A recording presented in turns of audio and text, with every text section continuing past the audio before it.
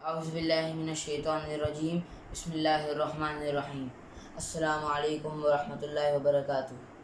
آج کا میرا عنوان ہے ہمارے پیارے آپ صلی اللہ علیہ وآلہ وسلم کا حلیہ مبارک۔ ہجرت کے وقت آپ صلی اللہ علیہ وآلہ وسلم معبد خزاعیہ کے خیمے سے گزرے۔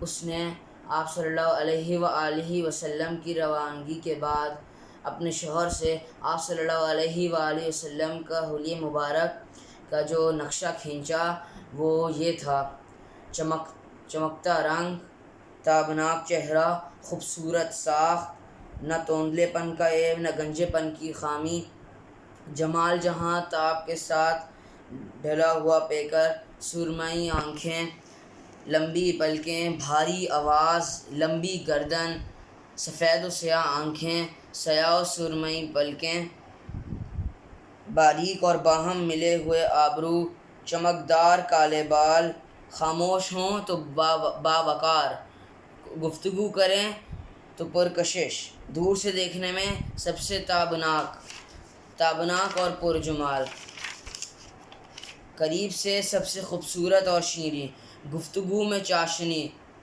بات واضح اور دو ٹوک، نہ مختصر نہ فضول، انداز ایسا کہ گویا لڑی سے موتی جھڑ رہے ہیں، درمیانہ قد، نہ ناٹا کہ نگاہ میں نہ جچے، نہ لمبا کہ ناگوار لگے، دو شاخوں کے درمیان ایک شاخ جو تینوں میں سب سے زیادہ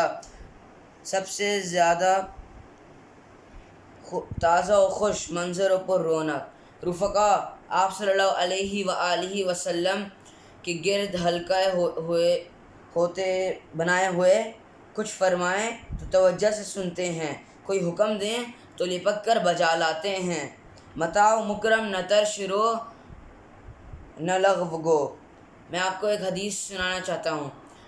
عائشہ رضی اللہ عنہ کوئی کپڑا سی رہی تھیں تو ان کے ہاتھ سے سوئی گر گئی، اندھیرے میں ان کو نظر نہ آئی تو آپ صلی اللہ علیہ وآلہ وسلم آئے تو عائشہ رضی اللہ عنہ نے فرمایا کہ میری سوئی گم گئی ہے، تو آپ صلی اللہ علیہ وآلہ وسلم جھکے، ان کے چہرے کا اتنا نور تھا کہ ان کے چہرے کی نور کی وجہ سے عائشہ رضی اللہ عنہ کی سوئی مل گئی۔ سبحان اللہ۔